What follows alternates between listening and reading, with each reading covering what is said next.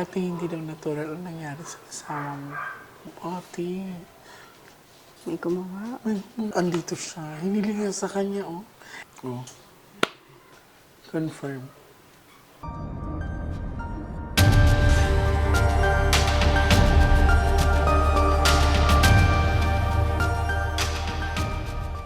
Hi sa mga Nationatics worldwide. Ayan, so, ngayon may tutulungan kami, no. Pinuntahan namin si ate dahil gusto niyang magpa-reading regarding sa partner mo, tama? Okay. So, titingnan natin kung anong ipapakita ng mga baraha. Unang-una ate, gusto kong magpasalamat sa inyo dahil sa pagtanggap niyo sa amin, sa pagtitiwala sa akin. Salamat Ayan, din po. so,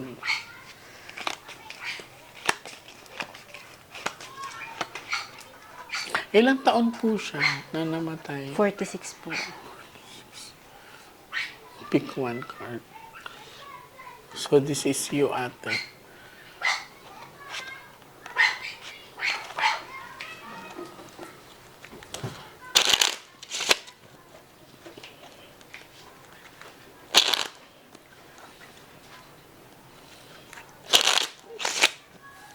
So, ito ay gamit ni Kuya, ay hindi pa daw niya ito nalalabahan.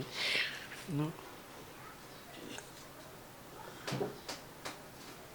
Cut the cards into 3. So, dati daw, nung buhay pa si Kuya, ay nanonood si ate. And, yun, nagtataka daw si Kuya kung ano pinapanood niya.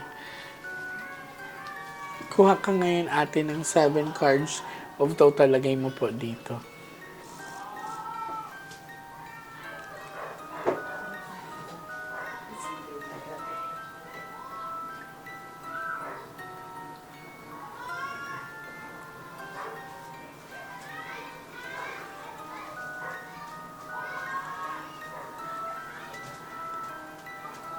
Pag may king dito, ate, siya na to, ha? Okay. So, this is... I'm hoping that this is a red card. Okay. So, mapapansin mo, narinig mo ako na I'm hoping that it's a red card, but it's not. So, it really shows talaga na hindi ka okay. So, gano'n naman talaga, hindi naman talaga gano'n kadali na mawala ng mahal sa buhay. And it really reflects kay ate na hindi pa siya okay. Pagluluksa. Itim. Dinitang ka. Yung pagkawala niya. This is a bad luck card. This is a sharp object, biglaan ka.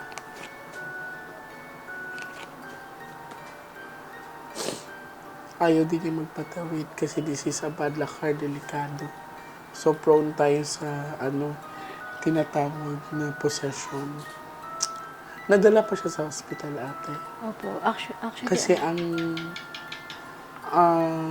kasi this is a sharp object eh. Ilang oras pa siya sa hospital nadala? 3.5 months. 3.5 months. Tagal. Tapos ito, titingnan ko kung anong nangyari sa kanya ay natural ba. Kasi ito, this is a bad luck card. Parang hindi. Biglaan, ibig sabihin mabilis yung sa kanya, yung nangyari. At parang nangangasim yung sikmura ko. Ito, oh. Tapos, may na-feel din ako sa baga niya, ate. Parang nalulunod ako. Anong findings sa kanya? Kasi nung sinugot ko po siya sa brain aneurysm po. Brain aneurysm Pero na. ang cause ng death niya is yung sa sikmura. Yung parang merong mucus doon sa respiratory Okay. niya. Respiratory. So, may pumutok na ugat sa ulo niya. Tapos, isa pang factor is yung sa tiyan niya. Parang nagkaroon na lang ng complications. Complication. Ate, hindi daw natural ang nangyari sa asawa mo. Hindi na to. This is a bad luck card. Titignan natin kasi may babae na pinapakita dito ha. Okay. Pag ito pa lumabas pa pinaglaruan ng partner. So, ang tagal niya sa hospital, pabalik-balik ba siya sa hospital or nag-stay na siya sa hospital? Nag-stay na po kami sa ospital since October po.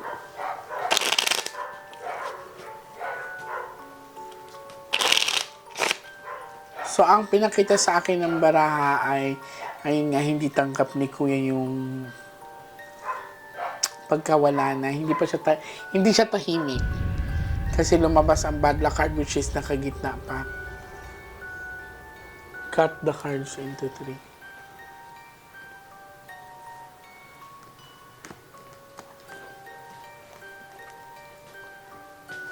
Kuha ka ng 9 cards of total, lagay mo dito.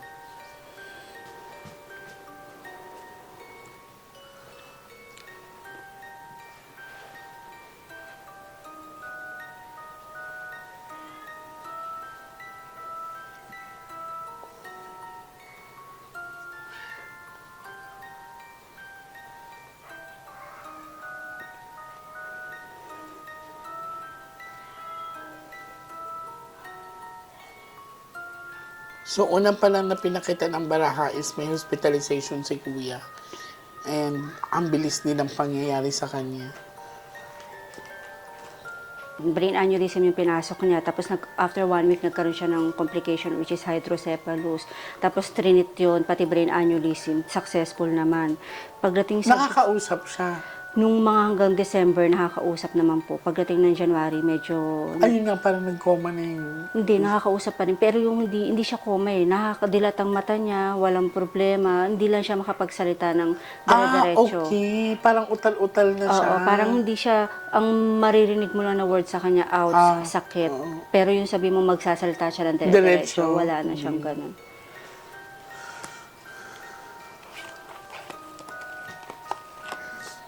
Pagdadalawang isip, ate. May gumawa. Ay, masasaw. Bakit ganun? Sino kaya ang kakawa niya? Titignan niya ng ating alamin. Kasi diba, this is 52 cards. Careful na akong pugpi kasi Oo. pag pinapanood So, kita, huwag ka magmadali at sinagot ka ng paraha, kakasabi ko lang dito. Wala man naging kaaway si Kuya. actually, ito pong tao na to eh laging mainitin ang ulo. Titignan natin kasi ito, hindi daw natural. Kumbaga hiniling ang ano sa kanya. Pagkakasakit. Hindi niya pagkakasakit. Queen of Dark ka, di ba? O, di ba sharp object? Andito siya. Hiniling niya sa kanya, oh. Di ba sabi ko, ate, pag may king na lalabas dyan siya na yan. Dito siya. Lumabas siya. Pero hindi nga tayo pinapatawid kasi andito. Minaningan tayo na, sinabi sa'yo na yung pagkakasakit niya or ang sakit niya is biglaan, hindi daw natural. Baka may nagbayad na magkaroon siya ng sakit. Last set of the cards.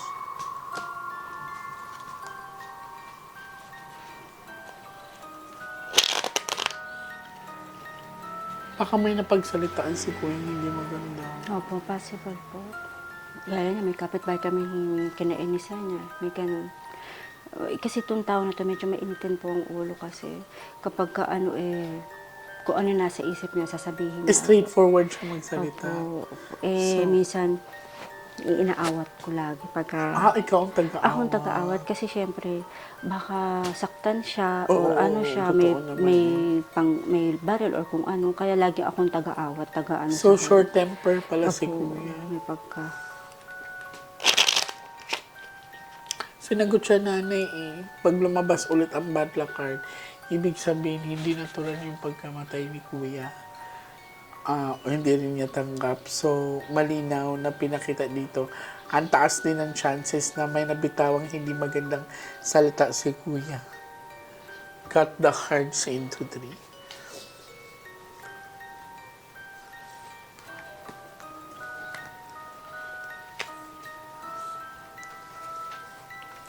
Kuha ka atin ang last 12 cards of total, lagay mo dito.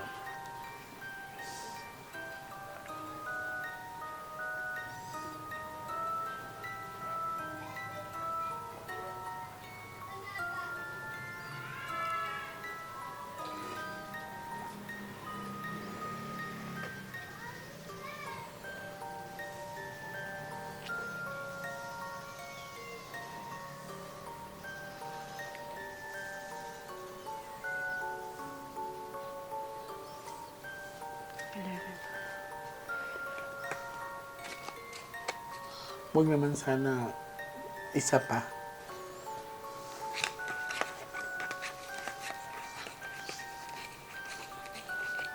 Isa pa.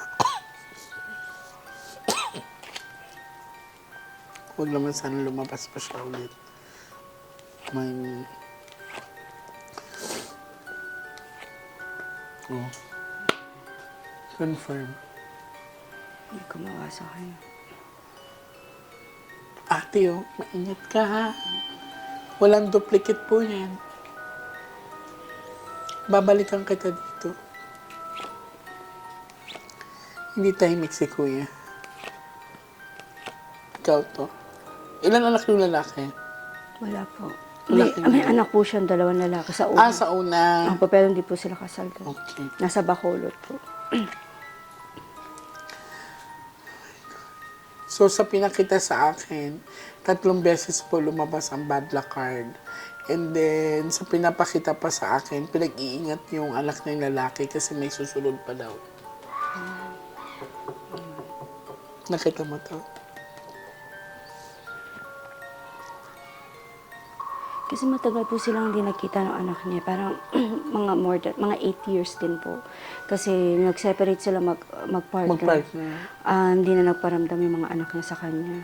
So, malalaki na ng anak niya. Para 21 at saka 11. laki Ngayon, nung namatay siya nung Feb, pinadala kong pamasahe para makita nilang papa nila. So, doon na lang nila nakita.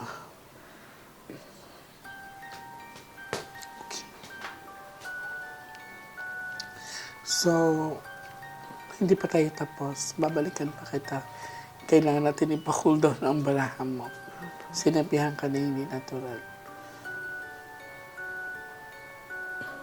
Hindi mo ba siya napanaginipan? Or hindi siya napakita sa'yo? Kasi po,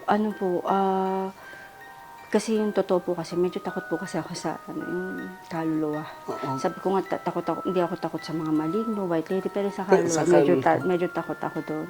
Kaya pag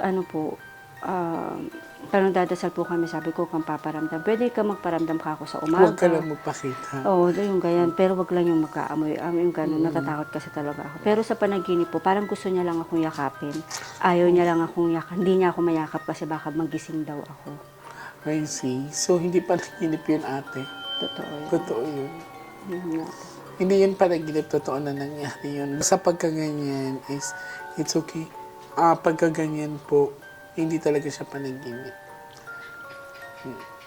And then, sa pinakita ng baraha, ikaw naman talaga ang pumili. Bago tayo nag-start, pinakita ko sa inyo. So, papacool down natin ang cards mo, babalikan kita. Opo. Okay. So ano po yan? Nandito lang ba siya? Hindi to pa. Nandito lang po siya. Nakita mo lumabas ang king. Opo. Feeling ko may napagsalitaan hindi na maganda si kuya. Or let us say, nakapagbitaw siya ng hindi magandang salita. Kasi, 4 na alas yan, ate. Maingat ka talaga. From the first set of the cards, second set, and last set of the cards. Nandun lagi ang alasan. May reason kung bakit tayo nag-meet up. Opo. Opo. Huwag ka lang matakot, andito ako. Opo. Thank you po. Thank you.